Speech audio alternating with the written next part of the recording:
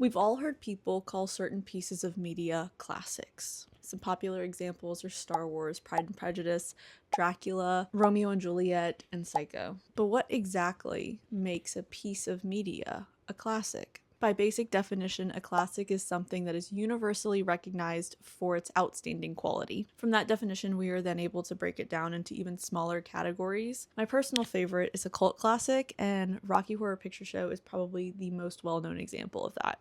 While researching this topic, trying to learn more about what makes a classic, I learned some fascinating history. The first unlabeled classic was Don Quixote, I hope I'm pronouncing that correctly, and it was labeled by 18th century scholar Reverend John Bull. In 1850, Charles Augustin Sainte-Beuve, again, I am hoping that I'm saying that correctly, who is a French literary critic, defined a classic as something that has continuance and consistence, and which produces unity and tradition, fashions and transmits itself and endures. Since then, multiple literary figures have also weighed in on what their definition of a classic is. T.S. Eliot discusses the concept of a classic in his book of essays called The Sacred Wood. In 1900, Mark Twain defined a classic as something that everybody wants to have read but nobody wants to read.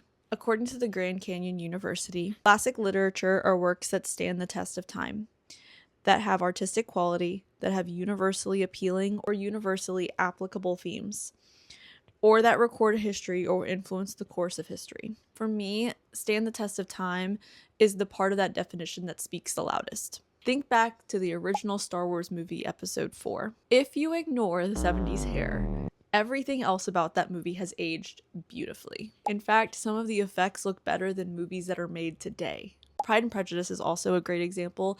So many women still relate to the romance happening in that book, even though it was written in 1813. While the definition of a classic hasn't fully been agreed upon, nor do I think it ever will, the biggest takeaway is that we can still relate to the story even as time moves on. When multiple generations can still enjoy the same story, you know a piece of media has entered the classic category.